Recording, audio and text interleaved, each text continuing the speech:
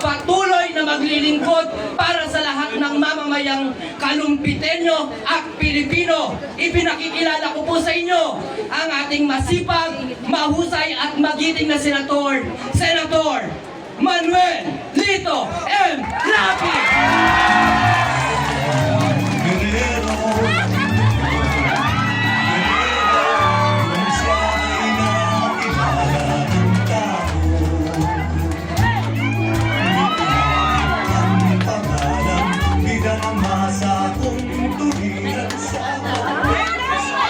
Maraming salamat sa iyo, Diwata.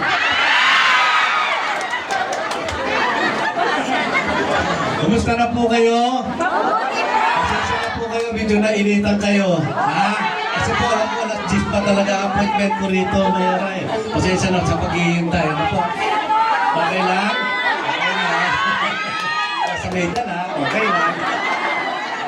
Una-una, gusto ko batiin ito, kapwa-artista ko dito. Kapwa ako naging gobernador. Nung ako yung gobernador 1995, si Daniel Fernando. Palakpakan po natin.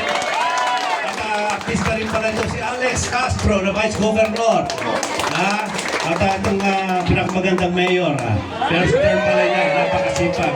Artistahin din po. Si Rick Castano. Palakpakan po natin. At si Vice Mayor Tos Candelaria. Palakpakan din po natin. At sa lahat po ng Sangguniang Bayan at Kapitan, si Julius Ginto. Si nakakuha ng ginto. Si Carlos Yulo. Dalawang ginto, pagkakong ginto ka na.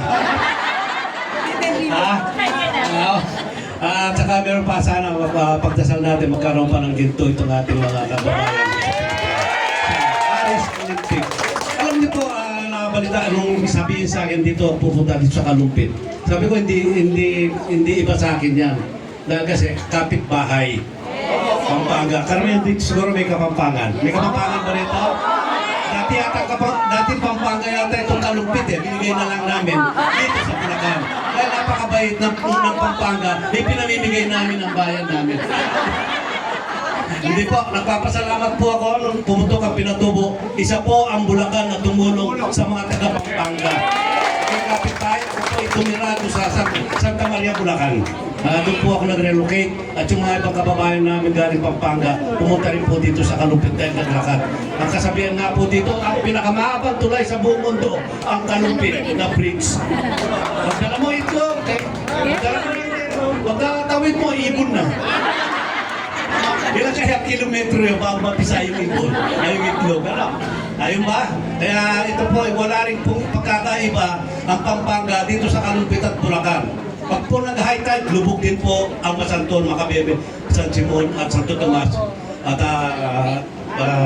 Kapalit, yan po. Kaya magkakatugtong po tayo. Isang ilog lang po, Pampanga River po yan. Ang Kalumpit at Pampanga. Kaya kung lumulubog po kayo, lumulubog din kami. Kaya po kapitbahay, kasabihan ng matatanda, bigayan sabaw, kapitbahay, palitan ng ulam. Di ba? Kasi pag masarap ang ulam, bibigyan mo ng sabaw kahit hindi mo kunti na. Para matikman mo yung pag-aanda niya at hapunan niya o ng paranggalian.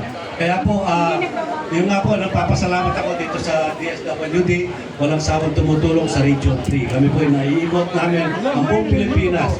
Pampanga, kahit saan po. Kasi pag naikot na po namin yun, babalik po kami rito at magbibigay ulit ng tulong dito sa Bulacan. Sana po makatulong itong nilibigay namin kahit konti. Sana sa mga ating mga nangangailangan, muli palakpakan po natin ating ngayon.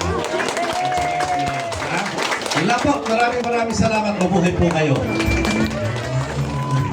Okay, maraming salamat po, Senator Lito Lapid. At sa lahat ng ating mga kasamahan po na nandito ngayon, maaari na po tayo mag-ayos para po sa ating ceremonial turnover ng ating mga food packs, no, na ipinagaloob ng ating magiting na Senator Manuel Lito M. Lapid. Palakpakan nga po natin muli ang ating mahal na Senator. Okay.